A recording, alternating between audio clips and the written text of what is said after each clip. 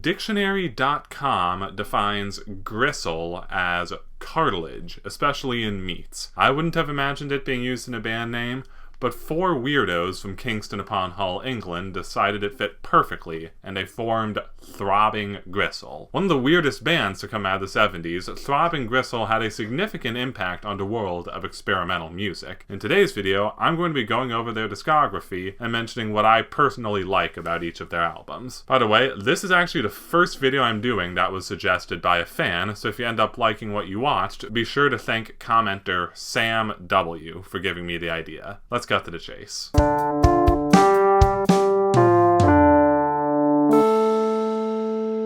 Hey guys, I forgot to film this earlier, so I'm doing it now while I'm editing. I'm going to be taking a bit of a break from YouTube after this. Not too long, only about like 2 months. I have quite a bit of stuff going on this summer. I'm going down to music camp in Tennessee, and I'm also doing a summer term at Berklee College of Music, and I kind of want some time to focus on that. And also the video idea I have next up in the queue is going to require quite a lot of preliminary listening, and so I just want to be able to do that listening without worrying about releasing the video in a timely manner. The next video you see is probably going to be in late August or early September, something like that. All right, now on to the content. Throbbing Gristle was founded in 1975 and consisted of Cosey, Fanni, Tutti, Genesis P. Orridge, Chris Carter, and Peter Christopherson. They had apparently decided that only half of them got to have cool names, so tough luck for Chris and Pete. Each member's role varied depending on the song. Genesis and Cosey handled the vocals, but as far as actual instruments went, things fluctuated pretty heavily.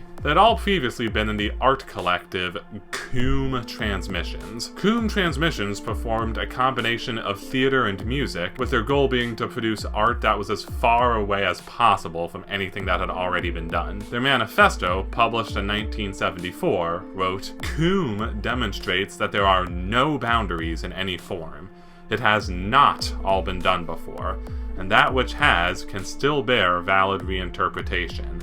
The possibilities remain endless." Their live performances were chaotic, often involving nudity and violence. Once Coombe disbanded, Throbbing Gristle was formed as an effort to carry on their message in the musical realm. Style-wise, they were heavily influenced by noise music. In addition, they're widely considered to have invented the industrial genre, which is electronic music drawing on harsh and abrasive tones.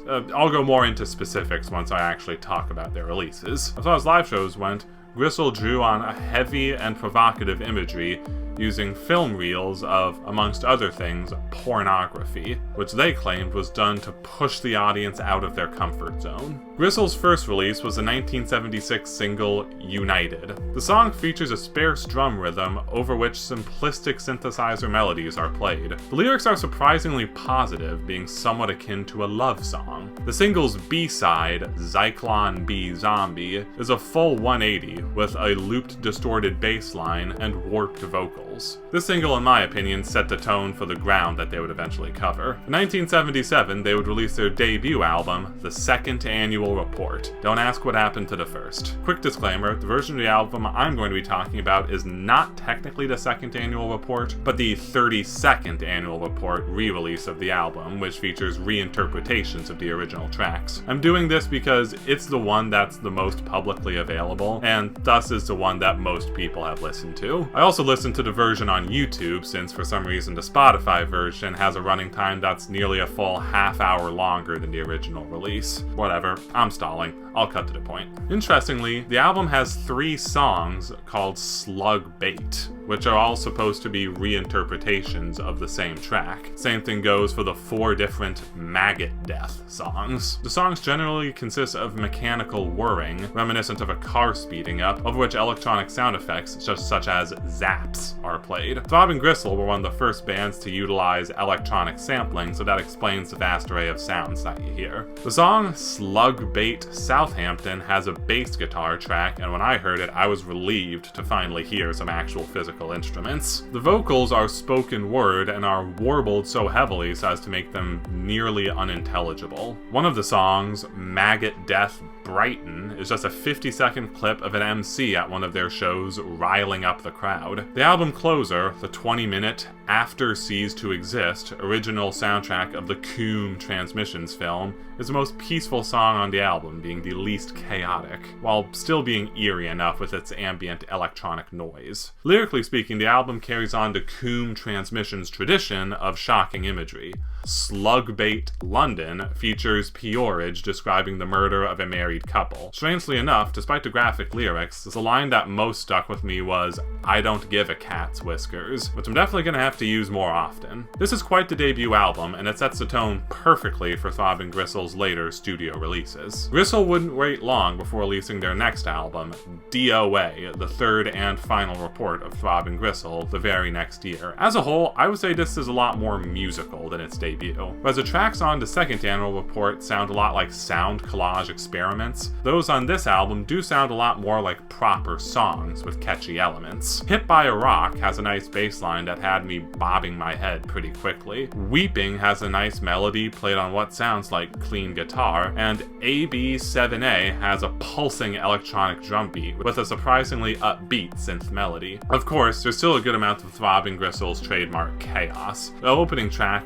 IBM, has lots of mechanical whirring and beeping.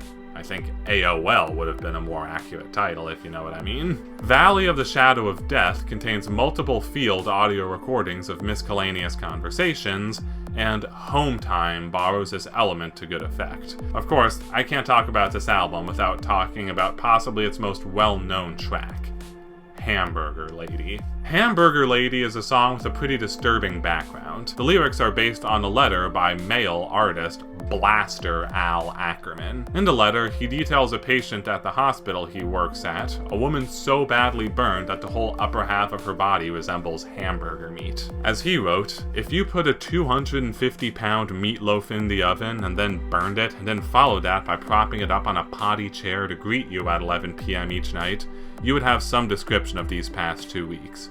Which is to say, the worst I've seen since Viet Napalms. When somebody tells you that there is a level of pain beyond which the human mind cannot retain consciousness, please tell them to write me. In point of fact, this lady has not slept more than 3 to 5 minutes at a stretch since she came to us. That was over 2 weeks ago." While Ackerman did indeed work in a burn unit for some time, the validity of this story cannot be confirmed. Regardless of its actual truth, Gristle were clearly inspired enough to write a whole song about it. The lyrics include lines like, "She's dying, she is burned from the waist up, she is burned from the waist up. On her arm, her ear is burned, her nose is burned, her eyelashes and her fingers are burned. She can't hold anything. And even with medical advances, there's no end in sight for Hamburger Lady." Lighten up, Francis. The instrumentation matches the tone of the lyrics perfectly. There's an ominous drum beat that repeats throughout the entire track, with Gristle's trademark whirring. Most noticeably, there's an eerie melody played on I actually can't quite figure out what the instrument is. During live performances, they use a kazoo for it, so maybe that's what it is. All the while, Orridge's reverb and delay-heavy vocals only add to the atmosphere. To be honest, this is one of the few songs that made me uneasy when I listened to it for the first time. Okay, I've taken up enough time talking about just one song. Let's move on. After discussing one pretty depressing track, it feels only natural to take a 180 and discuss their most tongue-in-cheek release, 1979's 20 Jazz Funk Greats. This is actually their first full studio album, as previous releases contained a mix of studio and live tracks. You might notice that the title and cover might seem a bit unusual compared to what they had put out up to this point. Cosey said in an interview that, "We had this idea in mind that someone quite innocently would come along to a record store and see the record and think they would be getting 20 really good jazz funk greats, then they would put it on at home and they would just get decimated." Quite cheeky, I'll say. Going into this album, I couldn't help but notice how much acclaim it's gotten. British music publication Fact declared it the best album of the 70s, which I honestly can't say I agree with. And in addition, Pitchfork declared it to be the greatest industrial album of all time. Let's dive into it, shall we? It makes sense that this is the most popular Throbbing Gristle album, so it's by far the most accessible one they've released up to this point. Wikipedia lists the album's genres as including both synth pop and electro pop. I think both of these fit quite nicely since the album definitely has a lot more hooks than you would expect from a band as harsh as Throbbing Gristle. When I was taking notes while listening, I found myself writing the word groovy pretty often. They use programmed drums very effectively, particularly on the title track and Still Waiting. The latter has a cool effect where the drums shift between the left and the right speaker, which I was pleasantly surprised by while listening. As far as the other instruments go, Hot on Heels of Love has really cool keyboard beeping noises, and 6660s has a heavy-sounding guitar riff. P-Orridge's vocals play a bigger role on this album than they had on albums past. Their singing voice is strange in that it's frequently off-key, and yet it fits great. Gristle is one of the few bands where a good singer would really be more of a hindrance.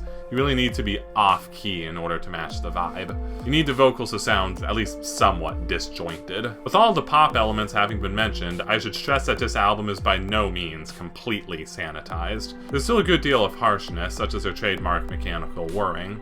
However, it's less grating than the two albums that preceded it. In June of 1981, Throbbing Gristle broke up after one last show at San Francisco's Kezar Pavilion. In a later interview, Tutti would say that her and P-Orridge's breakup was the main reason for the band's disbanding. Before their breakup, however, they had been commissioned by Italian National Radio to record a piece of radio art. In May of that year, they traveled to Rome to record Journey Through a Body. It would not be released in album form, however, until nearly a year after the band had disbanded. Journey Through a Body is a strange album. Up to this point in their discography, it seemed as if Gristle had been on an upward trajectory as far as the accessibility of their sound. With this album, however, they went all the way back to the gratingness of their beginning. Nowhere is this more evident than on the 15-minute opening track Medicine. That has very high sine wave beeps that sound grating even without headphones. Over this is overlaid lots of clanking,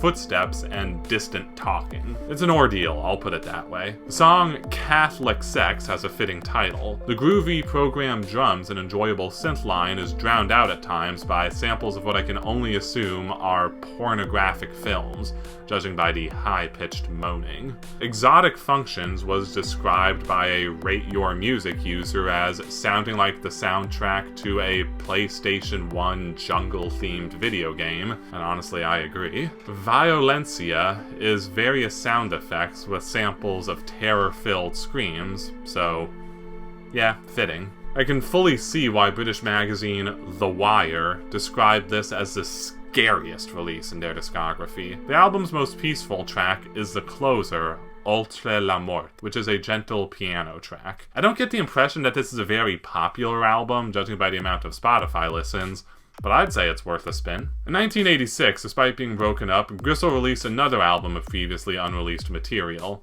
Officially untitled, it was the first album of theirs to be released in CD form, causing it to be dubbed CD1 by fans. It consists of a single 42-minute song originally recorded in 1979. Given its format, I honestly have no idea how to talk about this album. All I can say is, give it a listen and hang on for as long as you're able to not be bored. It's enjoyable, I'll give it that.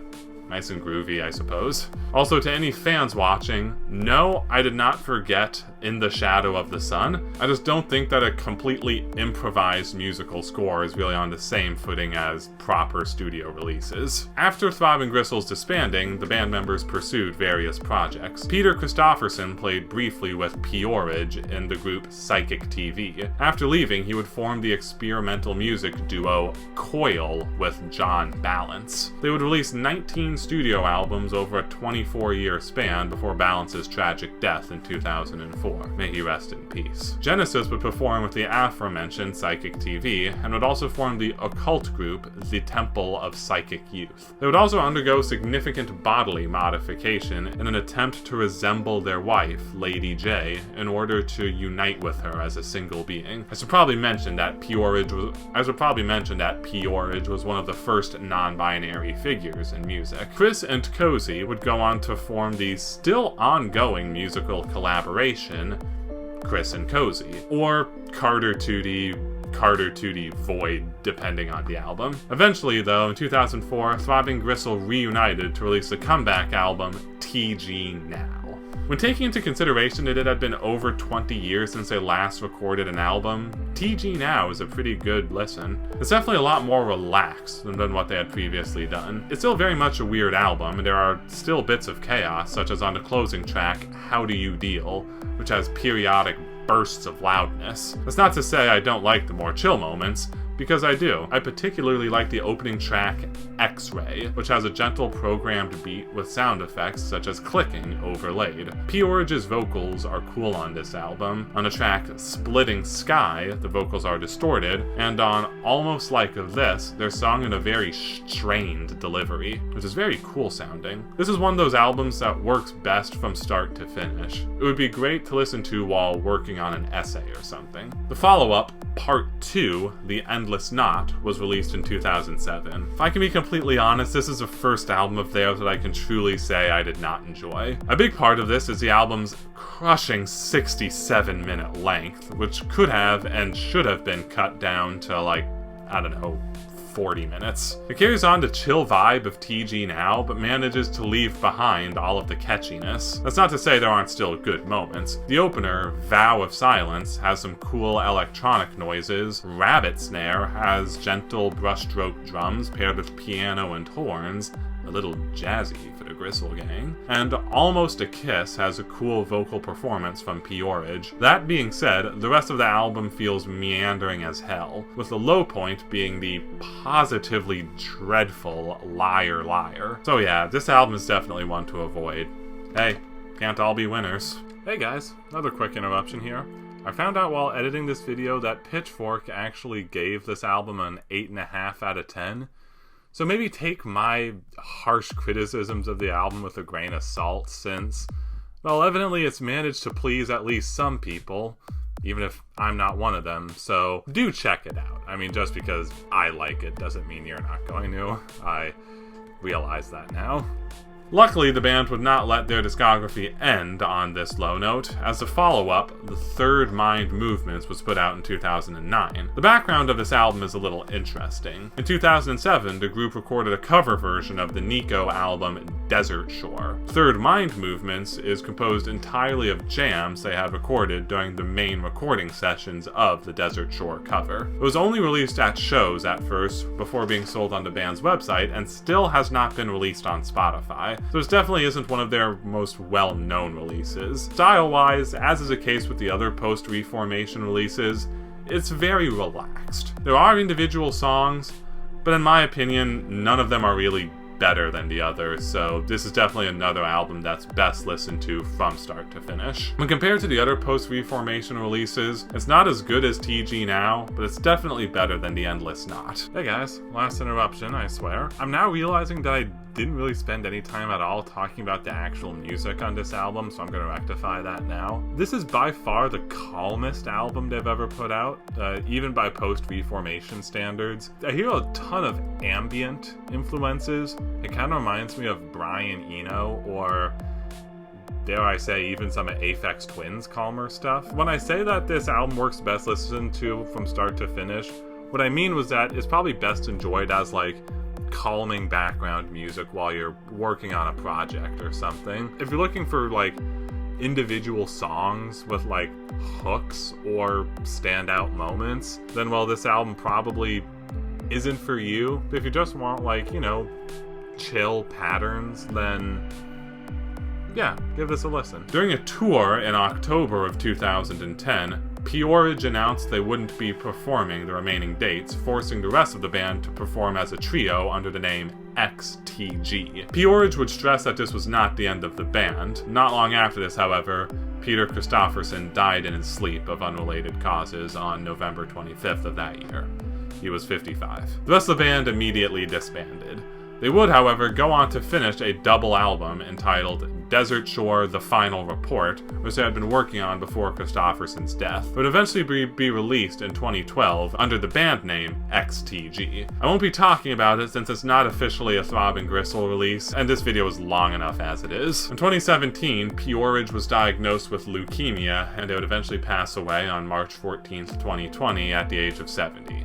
May they rest in peace. With half the band no longer with us, any further activity under the Throbbing Gristle name is more or less out of the question. However, that's probably for the best. Their discography is good the way it is, and any further additions to it wouldn't add anything worthwhile in my opinion. Throbbing Gristle is one of the most important bands under the umbrella of electronic music. They invented the industrial genre, released some of the strangest music of the era, and also proved that they could write hooks when needed. Even if they never reunited after breaking up the first time, their first set of albums would have had more influence than most bands of their genre could dream of. As a group, they certainly covered quite a bit of ground.